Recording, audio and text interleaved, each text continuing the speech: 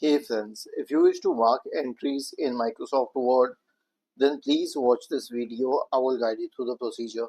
So it's not very difficult. First of all, you need to select the location where you want to mark the entries. Then go to the References tab.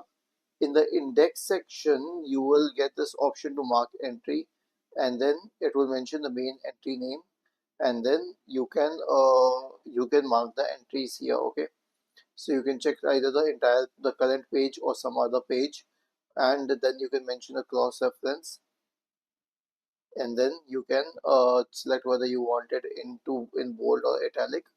Okay, and or you can also choose both or none, or click on mark.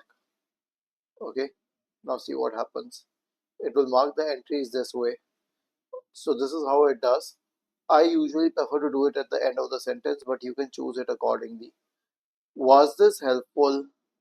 If yes, then please subscribe to the channel. If not, then let us know in the comment section of the video on how we could help you further. Thank you for watching this video and have a nice day.